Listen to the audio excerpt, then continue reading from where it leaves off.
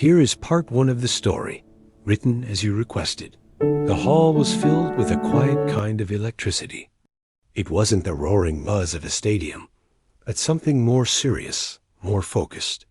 It was the sound of expensive coats rustling, of programs being quietly flipped, of polite coughs muffled into fists. The air itself smelled like old books, polished wood, and a hint of floor wax. This was the Caldwell Recital Hall, the kind of place where music wasn't just listened to. It was studied. On stage, under a perfect circle of warm light, sat the reason for the quiet excitement, a man named Arthur Layton. To the world, he was a famous pianist, a genius who played in the great concert halls of Europe and Asia. His fingers, long and expressive, were insured for millions. But to the people in this room, the music students with their scores on their laps, the professors with their arms crossed, the wealthy patrons in the front row, he was something more. He was a legend you could almost touch. And right now, he was holding court. This wasn't a concert. It was a master class. A young man, maybe 19, with hair that kept falling into his eyes, was finishing a piece by Chopin. His playing was technically brilliant. Every note was in its right place. Every run was clear and fast. He finished with a final sharp chord and let his hands drop into his lap, breathing a little hard. He looked up at Layton, seeking approval. Layton didn't clap. He never did during these sessions. He just stroked his chin, a small smile playing on his lips. He stood up from his chair at the side of the stage and began to walk in a slow circle around the grand piano. Like a shark. Very good, Layton said, his voice a smooth, rich baritone that carried to the very back of the hall without a microphone. Very, very competent. You have practiced the notes, yes? You have conquered the map. The young man nodded, a flicker of pride in his eyes. But, Layton continued, and the whole room leaned forward a little. But music is not a map to be conquered. It is a forest to be wandered in. It is a storm to be felt. Your storm, my friend, was very tidy. Where was the rain? Where was the wind? He gestured for the student to slide over on the bench and sat down beside him. This passage here, Layton said, playing a few measures. His playing was identical to the student's, note for note, and yet it was completely different. The same sounds became sadder, darker, like a memory surfacing. It is not just a series of notes going down. It is a sigh. It is the sound of a heart growing heavy. Let me show you. For the next 10 minutes, Arthur Layton was a whirlwind. He was funny. He was cruel. He was incredibly kind, all at once. He imitated the student's stiff posture, making the audience laugh. Then, with a few soft words, he showed him how to loosen his wrist, to let the weight of his arm make the sound. He didn't just talk about music. He performed it, even when just explaining it. The student's face went from proud to embarrassed to finally deeply focused. He tried again. This time, the phrase sang. It wasn't perfect, but it was alive. The audience applauded, and Layton gave a satisfied nod, clapping the young man on the back. Better. Now you are beginning to listen. This was the rhythm of the afternoon. Layton was a master showman. He held everyone in the palm of his hand, his energy dictating the mood of the entire room. He was the sun, and there were all planets in his orbit. Near the back of the hall, away from the sun, sat a woman. She was in her late 40s, maybe early 50s. She wore a simple, soft blue sweater and dark trousers. Her hands were folded quietly in her lap. She didn't have a musical score. She didn't whisper to her neighbor. She just watched. Her name was Clara Evans, and she was a librarian from a town about an hour away. She loved music, always had, but her life was one of quiet order of books being returned on time, of the soft hush of a reading room, of helping students find a particular reference. Her friend.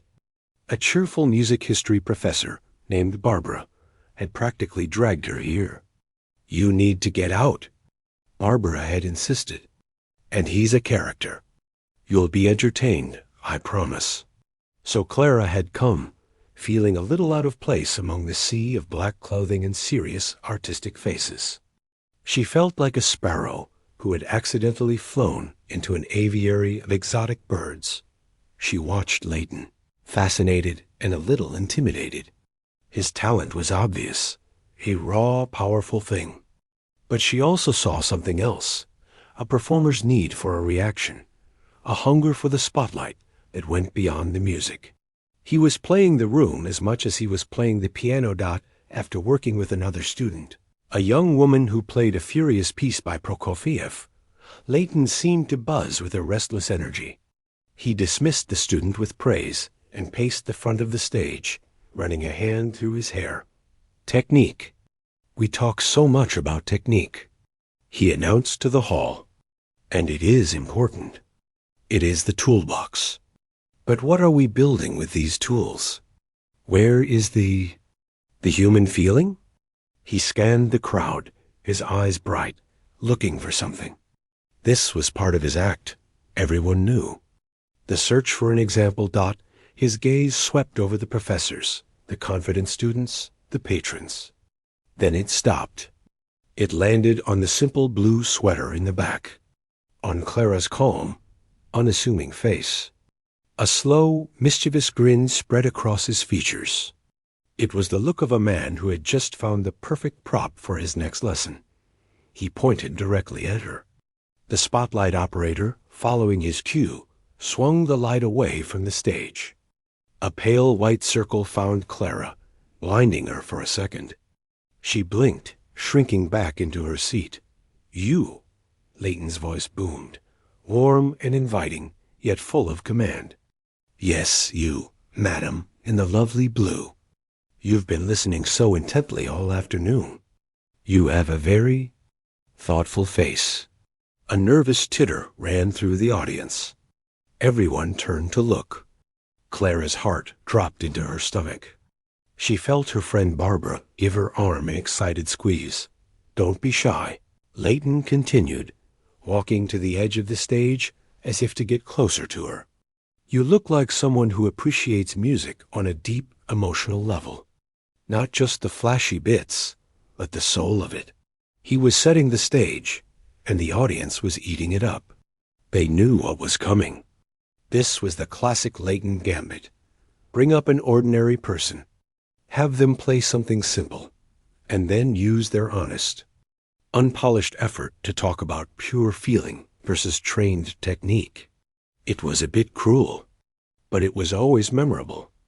"Why don't you come up?" he said, his voice dropping to a conspiratorial tone, as if offering her a great honor. "Join me. Give us a moment of real, unfiltered music. Show us how it's truly felt, from the heart, not from the conservatory." The applause started then, encouraging, patronizing, full of anticipation for the coming joke. They were applauding for the setup. Clara shook her head violently, her face now burning. She waved her hand in front of her face, as if swatting the idea away. "Oh, no, no, please," she mouthed, but no sound came out. "I insist." Leighton laughed, a beautiful, ringing sound. "We are all friends here. No judgment. Just a few notes. A simple melody. Chopsticks, even?" The crowd laughed louder. The spotlight was a prison of light around her. People around her started nudging her. "Go on," someone whispered. "It'll be fun," said another. Her friend Barbara was practically pushing her out of the seat, her face lit with glee. "You have to go." What a story! Clara felt a wave of pure, cold panic. This was her worst nightmare. Being exposed. Being the center of attention in a room full of experts, about to be humiliated for the entertainment of a genius. She wanted to melt into the floor. But under the pressure of the light, the encouraging smiles that felt like knives, and the magnetic pull of Arthur Leighton's expectant gaze, She found her body moving without her permission. Slowly, like someone walking to their own execution, she stood up. The applause swelled. She moved into the aisle, a figure of pure reluctance. Her walk to the front of the hall felt like a mile long. The eyes of hundreds of people were on her back. She could feel their pity, their amusement, their curiosity. She climbed the 3 wooden steps to the stage. The lights were so much hotter up here. She could see the vast, expectant sea of faces blurring into darkness beyond the first few rows. Arthur Layton beamed at her, taking her hand and giving it a theatrical kiss. Brave soul, he declared to the audience. He led her to the majestic, glossy black grand piano. It looked like a beast, a sleeping monster of wood and wire. For you, madam, he said with a flourish, gesturing to the bench. He leaned toward the first row, and in a stage whisper that was perfectly calculated to carry, he added, "This should be a truly delightful palate cleanser." The audience chuckled. They were with him. They were ready for the charming, humorous interlude. Clara stood by the bench, looking down at the keyboard. 88 black and white keys stretched out like a treacherous path. Her mind was blank, white with fear. She saw her own reflection, tiny and terrified, in the polished wood of the piano's body. For a long, agonizing moment, she just stood there, frozen, as the polite chuckles from the audience began to die down, replaced by an awkward, heavy silence. Arthur Layton's smile became a little fixed, a little impatient. The joke was stalling then. Clara closed her eyes. She took a breath, not a sharp gasp, but a deep, slow, steadying breath that seemed to draw the air from the very corners of the silent hall. When she opened her eyes, the fear was still there, but underneath it was something else. A deep, old resolve. A memory surfacing through. She sat down. She didn't fuss with the bench. She simply adjusted it once with a quiet, firm push. She smoothed her trousers. She placed her hands in her lap for a second, not on the keys. She was staring at them, not as a stranger, but as someone recognizing an old, complicated friend after many years apart. The hall was utterly silent now. The awkwardness had shifted into something else, a puzzled anticipation. This wasn't the behavior of a flustered amateur. This was the ritual of a performer. Layton, standing to the side, felt the first faint prickling of doubt. His amused expression faded, replaced by a watchful curiosity. Clara lifted her hands. They were ordinary hands. No pianist's long, dramatic fingers. They were capable hands, the hands of someone who sorted books and typed on keyboards. She hovered them over the keys for a heartbeat that seemed to last forever, and then she began. The sound that came from the piano was not what anyone expected. It wasn't the plinking, hesitant notes of chopsticks or a child's nursery rhyme. It wasn't even a simple scale dot. It was a single, deep, resonant note from the lower part of the keyboard. It wasn't struck. It was placed there like a heavy stone dropped into still water. The sound hung in the air, vibrating in the silent hall. Full and rich and lonely. Arthur Layton, who had been leaning against the piano with his arms crossed, a small, patronizing smile still on his lips, straightened up. The smile vanished completely. His professional ear recognized the touch immediately. It was the touch of control, of knowing exactly how much weight to use to create that specific singing tone. An amateur smashes a key. A musician coaxes the sound out. Clara did not look at the audience. She did not look at Layton. She looked only at her hands, her face a mask of deep concentration, as if she was listening to a voice only she could hear. After that first note faded into silence, her left hand moved. It began a slow walking pattern, a deep, restless murmur that was the musical equivalent of a heartbeat. It was steady, but it carried a weight of sadness within it. Then her right hand joined. It sang a melody above the left hand's murmur. It was a simple tune at first, sorrowful and beautiful, like a forgotten folk song. But within a few bars, it began to twist and turn, growing more complex, more anguished. The two hands were having a conversation, the left hand a constant, troubled thought, the right hand a cry of emotion answering it. The piece was Alexander Scriabin's Etude in D-sharp minor. It is not a piece for beginners. It is not even a piece for advanced students. It is a storm of emotion captured in notation, technically demanding and emotionally exhausting. It requires power, delicate control, and a deep, almost painful, understanding of its dark beauty. And Clara was playing it, not just playing it. She was living it. Her body, which had seemed so stiff and reluctant walking onto the stage, was now moving with the music. It was not the dramatic, theatrical swaying of a performer like Leighton. It was something quieter, more internal. A slight lean into a powerful chord, a tiny withdrawal during a delicate passage. Her face, lit by the piano light, was no longer afraid. It was filled with a profound, haunting sadness. Her eyes were fixed on some distant point, seeing not the keys. But whatever memory or feeling this music dragged up from deep inside her, the audience was statue still. The professors in the front row, who had been smiling at the expected joke, now sat forward, their mouths slightly open. The music students stared, their minds racing. They knew this piece. They knew how hard it was. They could see her technique, the perfect curve of her fingers, the fluid motion of her wrists, the way she used her whole arm to create those roaring bass notes without a hint of harshness. This wasn't luck. This was a lifetime of work. The young man who had played Chopin earlier felt a chill go down his spine. Leighton had talked about a tidy storm. What was happening on stage now was a genuine hurricane, raw and devastatingly beautiful. Arthur Leighton felt the world tilt. The polished stage floor beneath his feet seemed to become unsteady. The blood drained from his face, leaving a cold, sick feeling in his stomach. His clever joke, his charming little lesson, had blown up in his face with the force of a bomb. He had not summoned an amateur to ridicule. He had called a ghost to the stage. A ghost of a pianist who had somehow hidden herself in a blue sweater in the back row. He listened, his critic's mind silenced by sheer shock. He heard not a single wrong note. But more than that, he heard the phrasing.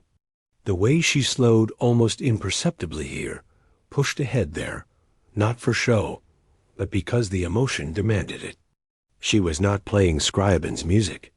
She was playing her own grief, using Scriabin's notes as the language for it. This was the human feeling he had been lecturing about all afternoon. Here it was, in its most raw and powerful form, and he had introduced it as a comedy act. Shame washed over him, hot and bitter. He thought of his stage whisper, a delightful palate cleanser. He wanted to sink into the floor. Every patronizing word he had spoken now echoed in his head, mocking him. On the bench, Clara was gone. The librarian from a small town was nowhere to be found. In her place was the person she had been long before. The music poured out of her, a flood that had been dammed up for decades. She wasn't thinking about technique. Muscle memory, deep and true, had taken over. She was thinking of a small, book-lined studio, smelling of coffee and old paper. She was thinking of a kind, rumbling voice saying, again, from the top, this time, don't play the notes. Play the shadow between them. Her hands flew over the keyboard in the difficult, cascading passages, the notes ringing out clear as ice water. She crushed the powerful chords, the great groans of the piano shaking the very air in the hall. Then, in the next moment, her touch became so light and precise, it was like catching snowflakes on the keys dot in the back row. Her friend Barbara had tears streaming silently down her cheeks. She had known Clara for 15 years. They had shared coffee, talked about books, complained about work. Clara had never once mentioned this. Not a word. Barbara felt like she was seeing a total stranger, and yet, somehow, she felt she was seeing her friend for the very first time. The quiet, the calm, the reserved nature, it wasn't just her personality. It was a fortress wall, and this music was what she had been keeping inside. The piece built to its final furious climax. Clara's hands were a blur, the music a torrent of dark energy. And then, with a series of descending chords that sounded like a heart breaking slowly, piece by piece, it ended. The final chord was not loud, but it was immense. She held the pedal down, letting the sound resonate and fade into a silence that was heavier than any noise. For a long moment, nothing happened. Clara's hands lowered slowly into her lap. She bowed her head, her shoulders slumping, as if that immense effort had drained every ounce of energy from her body.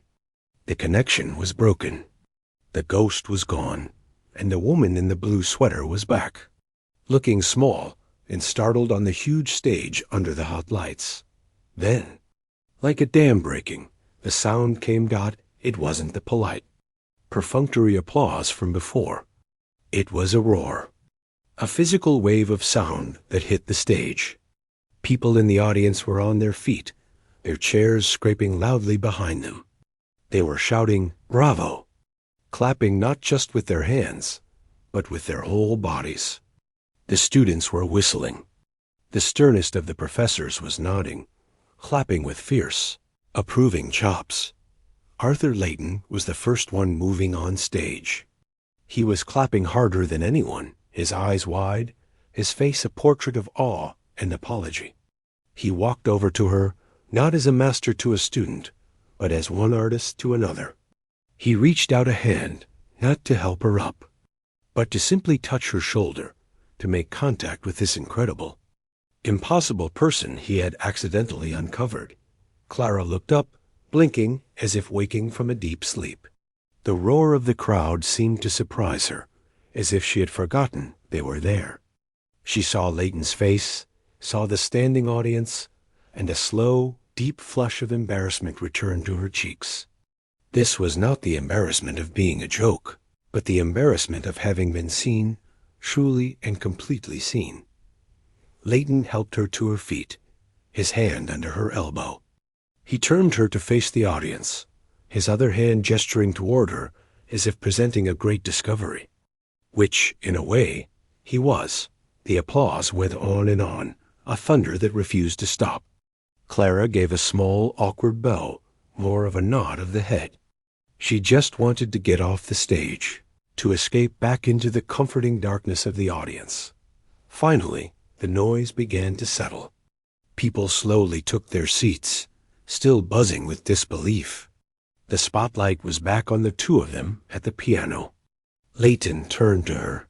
He looked into her eyes, and for the first time that afternoon, the famous Arthur Layton seemed at a complete loss for words. He had been witty and cutting all day.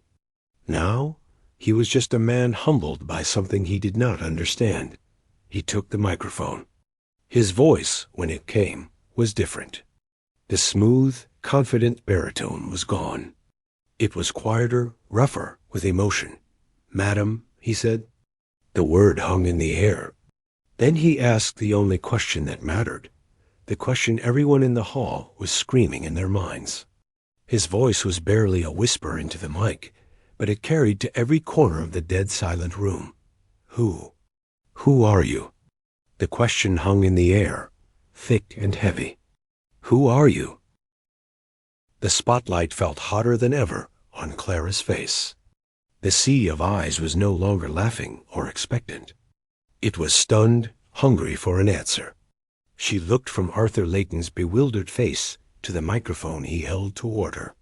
Her instinct was to shrink away, to shake her head and walk off the stage, back to the safe anonymity of the library shelves.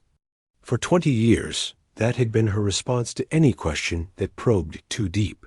But something was different now. The music was still ringing in the quiet hall, or maybe it was just ringing in her own ears. The wall she had built so carefully, brick by brick, had been blown apart by the very thing she had used to build it. There was no hiding anymore. The secret was out, sitting there on the piano bench between them. Slowly, she reached out and took the microphone. Her hand was steady. The nervous trembling from before was gone, replaced by a deep, weary calm. She looked out, not at the blur of faces, but somewhere just above them, at the dark wooden panels at the back of the hall. "My name is Clara Evans," she began, her voice soft but clear. It was a librarian's voice, used to giving quiet instructions. The sound system picked it up and carried it to every corner. "I work at the public library over in Milford." A faint, confused murmur rippled through the crowd. "A librarian?" She gave a small, almost sad smile, as if hearing their thoughts. "And a long time ago," she continued, her voice dropping just a little, "I was a student." "A piano student?"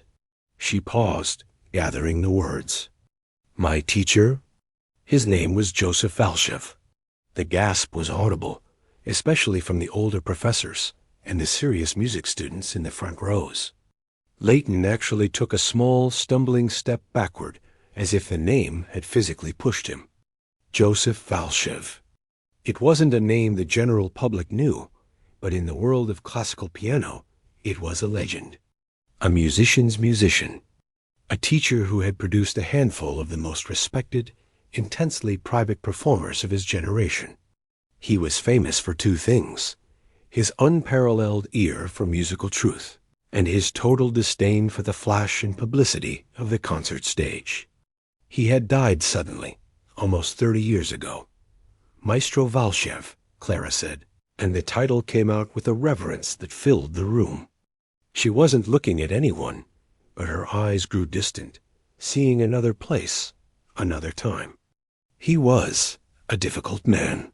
He believed music was a sacred thing. He hated show-offs. She didn't glance at Leighton, but the unspoken comparison sat between them. He would say to me, "Clara, the piano is not a machine for making noise. It is a vessel. You must fill it with everything you are and everything you have lost." She took a slow breath. The hall was so quiet you could hear the hum of the stage, lights. I studied with him from the time I was 12 until I was 22. He was more than a teacher. He was like a second father. He didn't want me to be a star. He wanted me to be an artist. He had this little studio, filled with books and scores that smelled like dust and pipe tobacco. We would work for hours on a single page. Not just the notes, but the intention behind every phrase, the color of every chord. Her fingers, resting on her lap, flexed slightly. "Remembering, when I was 22, she said, and her voice tightened, just a fraction. He entered me in a very big international competition. It was against his nature, but he said the world needed to hear what we had built. I was preparing. The scriabin you just heard was part of my final program. We were working on it that very afternoon." She stopped. The memory was pulling her under. She closed her eyes for a second, then forced herself to go on. "He went out to get us coffee. He always said I played better with a little caffeine." A tiny, fragile smile touched her lips and vanished. "He had a heart attack." On the sidewalk, right outside the cafe, a soft, collective sigh moved through the audience. Leighton bowed his head. He was gone by the time I got there. Clara's voice was a dry whisper now, but the microphone caught every word. Just like that. The music. Our music. It died with him that day. For me, at least. She looked down at her hands, the ordinary hands that had just performed a miracle. I played at his funeral. It was the last time I played in public. I couldn't separate the music from him, from the loss. Every note, every piece we had worked on. It was all just a tunnel straight back to that little studio, to that empty chair by the piano. The pain was inside the music. I couldn't get it out, so I put the piano away. The simplicity of that statement, "I put the piano away," carried a world of heartbreak. She didn't describe dramatic scenes of grief, just a quiet, terrible turning away. I finished my degree in library science. I found a job. I built a quiet life. A good life, she said, emphasizing the word good, as if trying to convince herself. The piano? I have an old upright at home. I play sometimes, late at night, very softly. Just for myself. Just to remember. But it is a private thing. A sad thing. It is not for performing. She finally turned her head and looked directly at Arthur Layton. There was no anger in her face, just a deep, profound exhaustion. You asked me up here for a joke. You asked for how music is truly felt. She gave a small, helpless shrug. For me, this is how it feels. It feels like missing someone so much it becomes a physical part of you. It feels like a shadow between the notes. That's what I was playing up here. Not scribing. I was playing the shadow. Layton's face was a battlefield of emotions. The shame was still there, a dark stain, but now it was mixed with something else, a staggering, overwhelming respect. He opened his mouth to speak, but no sound came out. What could he possibly say? "I'm sorry" was a pebble thrown into the ocean of what he had just witnessed. The audience was still processing. The story was so human, so achingly real, that it made the incredible performance make perfect, painful sense. The woman hadn't just played the notes.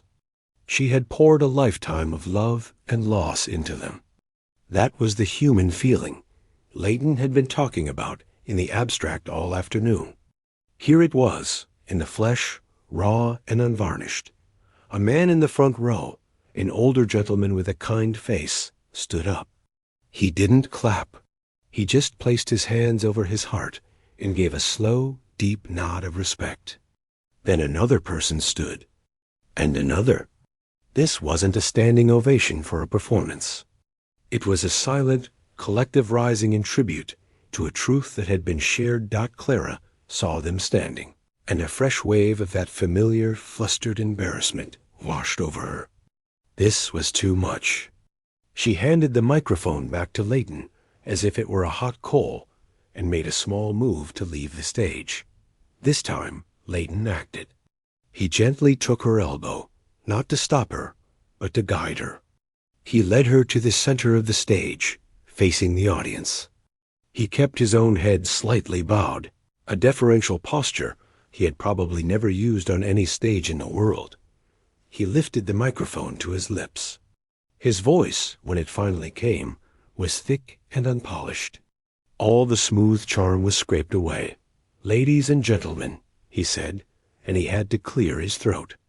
"Today, I came here to teach. But I have been given the most profound lesson of my career." He looked at Clara, his eyes shining. "I acted like a fool.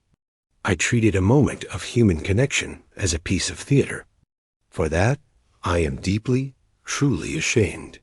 He turned fully to Clara and gave her a formal, old-fashioned bow from the waist. It was not a performer's bow. It was a student's bow to a master. "You have shown us," he said, his voice growing stronger, filled with a new kind of conviction, "what it means to play from the soul. Not for fame, not for applause, but because the music is your soul. Thank you for your courage. Thank you for this gift." He straightened up and addressed the hall again. "The master class is over. There is nothing more I can possibly say." But as the audience began to murmur, as Clara tried again to retreat, he had one last thought. He leaned in close to her, his voice for her alone, though the microphone picked up the faintest whisper. "Maestro Valchev." He would have been so proud. Not of the technique, of the heart. At those words, Clara's carefully composed face finally fractured. Her eyes filled with bright, sudden tears. She had kept them in for 30 years. She pressed her lips together, gave one quick, sharp nod, and then turned and walked off the stage, not as a retreating amateur, but as someone who had finally finished a piece of business that was 3 decades overdue. She walked straight up the aisle, past the rows of stunned, respectful faces, and out the heavy doors into the quiet, ordinary hallway. The sound of the hall, now erupting into frantic, buzzing conversation, was cut off as the door swung shut behind her. She was alone again. Back on stage, Arthur Layton stood by the piano, one hand resting on its glossy lid. He stared at the empty bench, at the space where a librarian had just changed everything. The jokes were gone. The performance was over. For the first time in a very long time, he had nothing to perform. He just had something to feel. The heavy door of the recital hall swung shut behind Clara, cutting off the muffled roar of the crowd like a switch being flipped. The sudden silence in the carpeted hallway was a physical relief. It felt cool and empty. She leaned against the wall for a moment, her forehead pressed to the painted cinder block, just breathing. Her heart was a frantic drum against her ribs, not from fear now, but from the sheer, overwhelming exposure. It was as if she had opened a sealed room inside herself and let a whole world walk through it.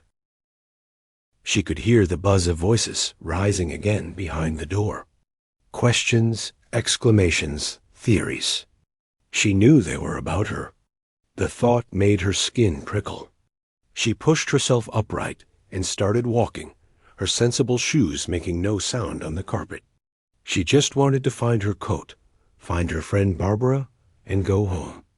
Back to her small, quiet house where the only sounds were the hum of the refrigerator and the ticking of the clock. Inside the hall, the noise was not dying down. It was growing. Arthur Layton stood by the piano, watching the door Clara had disappeared through. He felt unmoored. The script for the afternoon was in tatters at his feet. He looked out at the audience, who were now standing in small, animated clusters, buzzing like a hive that had been kicked. He knew he had to say something. He lifted the microphone, and the feedback squeal cut through the chatter, bringing a semblance of quiet. "Ladies and gentlemen, please," he said, his voice quieter than before, stripped of its usual command. "Please take your seats for just a moment." Slowly, reluctantly, people settled back into their chairs. The air was thick with a kind of excited shock. Layton didn't go back to his charming, instructive self. That person felt like a costume he could no longer wear. He just stood there, looking tired and utterly sincere. "I owe you all an apology as well," he began. "That was not what any of us came to see today. I turned what should have been a moment of respect into a spectacle. My pride made me blind, and I am sorry you were witness to that." He paused, running a hand through his hair. "What you witnessed instead was something rare, something real. It was a lesson for me, a lesson in humility, and a lesson in what music truly is. It is not a sport. It is not a competition. It is a language for the things we cannot say." He gestured toward the empty door. "She just showed us that. She showed me that." He set the microphone down on the piano. "The class is dismissed. Thank you for your time." But no one moved to leave. A young woman, a graduate student with bright, earnest eyes, stood up. "Mr. Layton," she called out, her voice trembling slightly. "Do you know? Will she be all right?" Layton looked at the student, then back at the door. "I don't know," he answered honestly. "I hope so. I think what she did today took more courage than any performance I've ever given." Out in the lobby, Clara found Barbara by the coat check. Her friend's face was pale, her eyes red-rimmed and huge. For a long moment, they just looked at each other. Then Barbara rushed forward and wrapped Clara in a fierce, silent hug. She didn't say, "Why didn't you tell me?" or "That was amazing." She just held on tight, and Clara, after a second of stiffness, let herself be held. She felt a single hot tear escape and soak into Barbara's shoulder. "Let's go home," Barbara whispered finally, her own voice choked. "Yes," Clara said, her voice muffled. "Please." The drive back to Milford was quiet. Barbara kept shooting worried glances at Clara, who stared out the window at the passing countryside. The adrenaline was draining away, leaving a deep, hollow exhaustion. She felt scraped raw. "I'm sorry," Clara said after a long while, not looking away from the window. "Sorry?" Barbara burst out, then softened her voice. "What on earth for?" "For not telling you. For all of that." Barbara reached over and squeezed her hand. "You don't owe me or anyone an explanation. But, Clara, that was the most beautiful, heartbreaking thing I have ever heard. I felt like I was trespassing on something sacred." Clara nodded slowly. That was exactly what it had felt like. A sacred trespass. When she got home, her little house felt different. It wasn't a sanctuary anymore. It felt like a hiding place that had been discovered. She walked past the old upright piano in the corner of her living room, its keyboard covered by a faded paisley cloth. She didn't touch it. She made a cup of tea and sat at her kitchen table, waiting for the shaking inside her to stop. Back in the city, Arthur Layton canceled his dinner plans. He went back to his hotel room, a sleek, modern space that felt alien and empty. He couldn't sit still. The image of Clara at the piano, the sound of the scribe, the story of Valchev, it all played on a loop in his mind. His own career, with its sold-out tours and shiny awards, suddenly felt loud and shallow. He had spent decades building a castle of noise, and a librarian had walked in and shown him the quiet, profound cathedral that was supposed to be at its heart. He thought about his own teachers, the grind of practice, the hunger for recognition. He had wanted to be great. Clara, it seemed, had just wanted to be true. And in doing so, she had achieved a kind of greatness that left him breathless with envy and respect. A powerful urge to fix it, to make amends, rose in him. It wasn't just about apologizing again. It was about honoring what he had witnessed. He sat down at his laptop. He knew people. He had influence. He started typing, his fingers flying over the keys. The next morning, Clara called in sick to the library. It was the first time she could remember doing so without actually being physically ill. She felt fragile, like old glass. The world outside seemed too bright, too loud. Her phone had buzzed a few times with numbers she didn't recognize, and she had ignored them. Around noon, there was a knock at her door. It was Barbara, holding a paper bag from the local bakery and a printout of a news article. Her face a mixture of worry and excitement. "You've gone viral," she said softly. Handing Clara the paper, that it was a review from a major cultural website. The headline read, "A Masterclass in Humility. Layton upstaged by a ghost from the past." The article detailed the events, focusing on Layton's public apology and calling Clara's performance a seismic reminder of music's true power. It stopped short of sensationalism, treating the story with a surprising reverence. Clara scanned it, her stomach tightening. It mentioned Valchev. It mentioned the library. "It's not just that," Barbara said, pulling out her phone. She showed Clara a video. It was from the university's website. A edited, respectful 3-minute clip of the event, starting with Layton calling her up, cutting to a brief snippet of her playing, just enough to show the skill. Her explanation about Valchev, and ending with Layton's apology and bowed head. The title was simple, "The Unexpected Master." "They're being kind," Clara murmured, surprised. "I think they're being honest," Barbara said. Look at this. She opened an email. It was from the head of the university's music department, addressed to Clara, courtesy of Barbara's faculty email. It was a letter of profound thanks and an invitation, not a demand for her to speak, or even to give a small, private recital if she ever felt comfortable. The tone was one of utmost respect, and Barbara took a deep breath. And this came for you, care of the music department. She handed Clara a sealed, heavy cream envelope.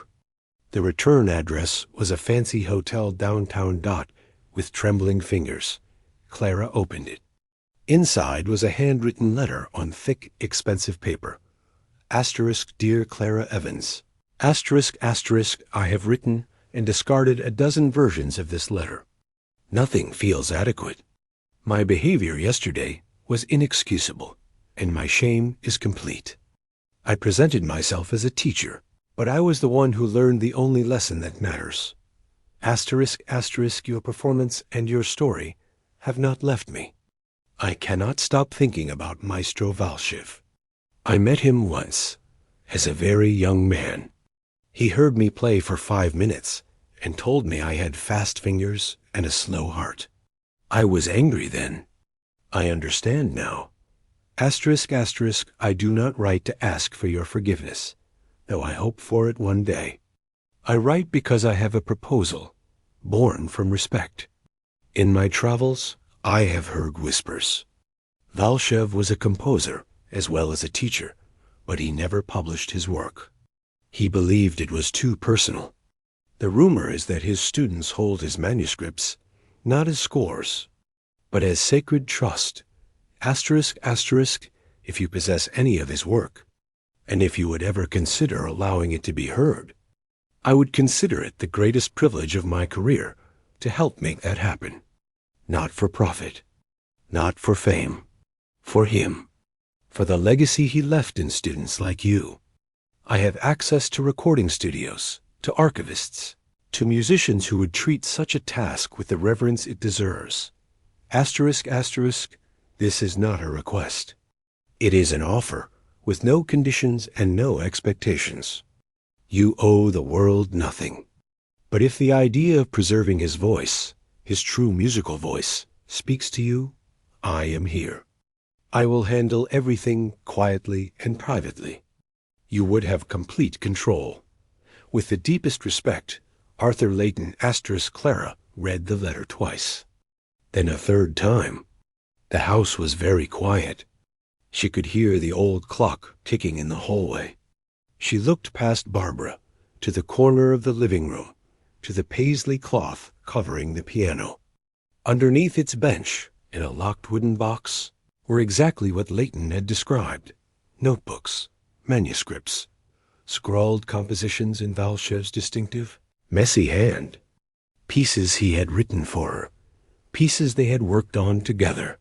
His true voice, not for the world, for the studio, for her.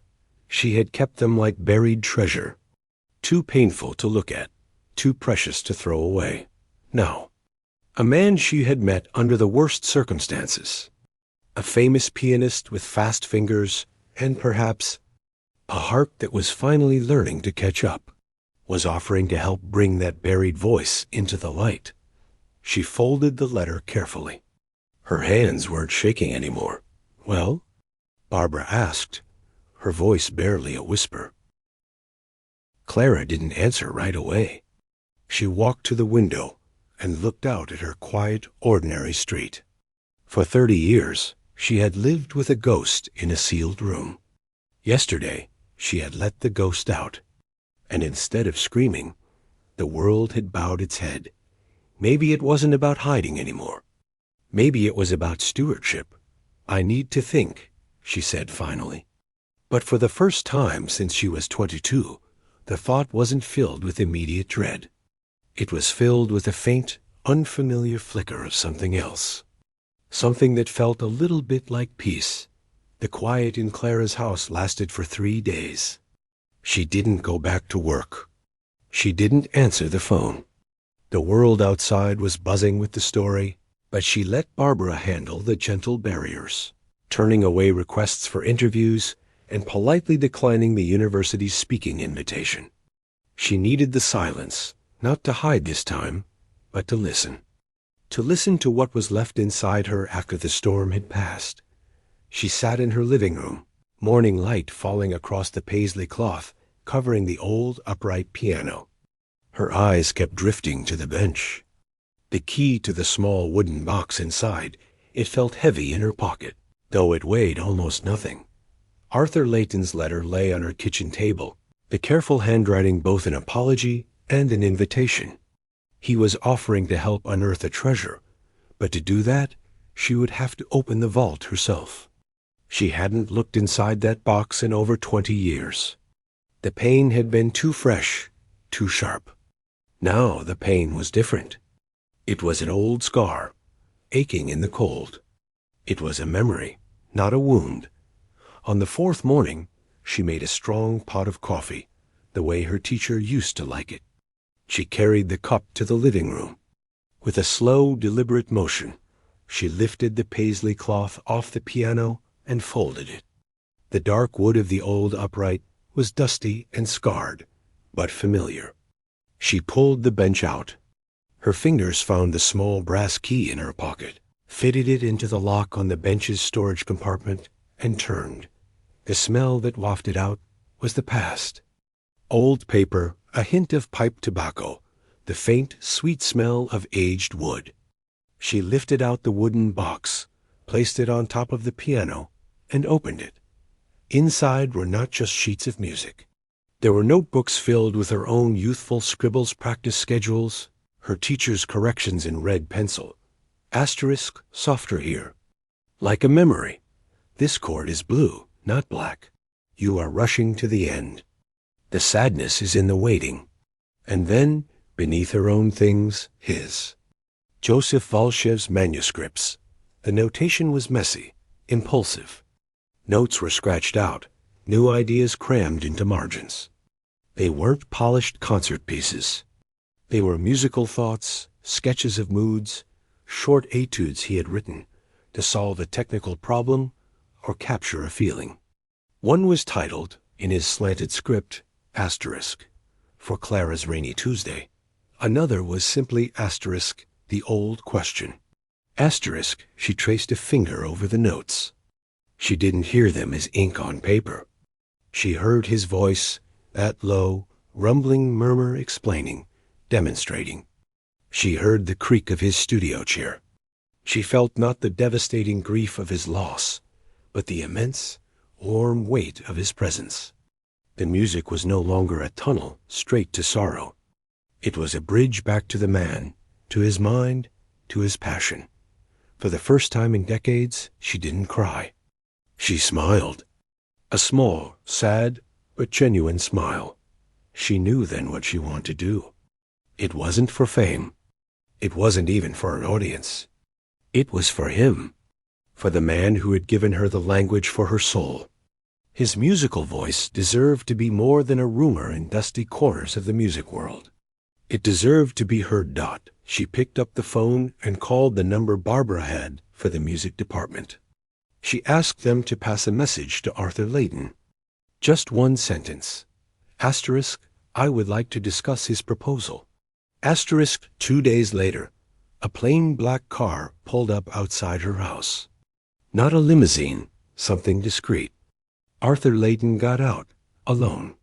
He was dressed simply in a dark sweater and trousers, no sign of the stage peacock. He carried a small folder. He looked nervous. Clara met him at the door. They stood for an awkward second on the porch. Thank you for coming, she said. Thank you for inviting me, he replied, his voice earnest. She led him inside to the living room. His eyes went immediately to the open box on the piano, to the manuscripts scattered beside it. He didn't rush over. He stood respectfully, as if in a museum. May I? He asked, gesturing toward them. She nodded. He approached slowly. He didn't touch the papers at first, just looked. His eyes, trained for decades on the finest scores, widened. This is his hand, he whispered, a kind of awe in his voice. "I've only ever seen a photocopy of a single page." He finally, carefully, picked up For Clara's Rainy Tuesday. He read it silently, his fingers twitching slightly, as if playing the notes in the air. "It's exquisite," he breathed. "It's full of light, even though it's in a minor key." He looked at her. "You understand these? You know what he meant?" "I think I'm starting to remember," she said. They sat at her kitchen table. He laid out his plan, simple and clear. He knew of a small, world-class recording studio a few hours away, owned by a sound engineer who was more of an archivist, a man who worshipped purity of sound. They could go there, just the three of them. Leighton would fund everything. He would not play a single note. His role would be as a producer, a facilitator. Clara would play. She would decide what to record, how to play it. The recordings would be released quietly through a small label that specialized in historical archives. All proceeds would go to a scholarship fund for piano students at the local community college. In Valshev's name. "It would be your project," Leighton finished. "From start to finish, I am just the helper." Clara listened. It was respectful. It was perfect. "Okay," she said. The recording session was set for 2 weeks later. During that time, Clara lived with the music. She practiced, not with the frantic drive of her youth, but with a patient, loving focus. She was not preparing for a judgment. She was preparing for a reintroduction. She was going to introduce the world to her old friend. The studio was exactly as promised, a converted barn in the countryside, lined with wood and felt. The engineer was a quiet man who spoke in whispers about microphone placement. The grand piano was a beautiful, mellow instrument that felt alive under her hands. Arthur Leighton sat behind the glass in the control room, a pair of large headphones on. He said nothing while she played. He just listened, his eyes often closed, a look of deep concentration on his face. Clara played for 2 days. She played Valshev's sketches, his short pieces. She played them not as perfect museum pieces, but as living conversations. She included a few of the pieces from that long-ago competition repertoire, the Scriabin among them. This time, when she played it, it was different. The grief was still there, but it was clean now. It was a tribute, not a prison. When she finished the final take, she felt empty in a good way, like she had finally told a long, important story. Leighton came out of the control room. He didn't applaud. He just stood before her and gave that same deep, respectful bow. "It is an honor," was all he said. The album was released 6 months later. It was called Asterisk, Valshev, from the studio. The cover was a simple, slightly out-of-focus photo of his handwritten manuscript for Asterisk, the old question. The liner notes were written by Clara, a short, beautiful essay about what it meant to be a student and what it meant to remember. Her name was listed simply as Clara Evans, Pianist. It did not top the pop charts, but in the world of classical music, it was a seismic event. Critics called it a breathtaking discovery and the most intimate recording of the decade. They praised Clara's playing not for its flash, but for its profound authenticity, her unmediated connection to the composer's intent. Clara did not go on a tour. She gave one interview to a serious music journal, where she spoke about Valshev and the importance of teachers. She used the opportunity to promote the new scholarship fund, which quickly found its first 2 recipients. Life, for the most part, returned to its quiet rhythm. She went back to work at the library. She enjoyed her coffee, her books, her walks. But something had changed inside the house and inside her. The paisley cloth stayed off the piano. She played in the evenings, not just Valshev, but other things. Music was no longer a locked room. It was a window she could open whenever she liked. One afternoon, a package arrived at the library for her. It was a book, a rare biography of Scriabin. Inside the front cover was an inscription, asterisk for Clara asterisk asterisk, who taught me that the fastest fingers in the world are useless without a heart slow. Enough to listen. Asterisk asterisk, with enduring gratitude. Asterisk asterisk Arthur asterisk. She shelved the book in her personal collection at home. A small smile on her face. A few weeks later, on a cool autumn evening, she invited Barbara over. They sat in the living room with a glass of wine. The quiet was comfortable. "Do you ever wonder," Barbara asked gently, "what would have happened if he hadn't called you up that day? If he hadn't made that joke?" Clara looked at the piano, then out the window at the darkening sky. She thought about it. The shame, the shock, the unlocked box, the music finally set free. "I used to think it was the worst thing that could have happened," Clara said softly. "Now I think maybe it was a kind of strange, clumsy gift. The wall was so thick. I needed a sledgehammer to break it down. He just happened to be the one swinging it." She took a sip of wine. "The joke was on him in the end. But the gift? I think the gift was for me."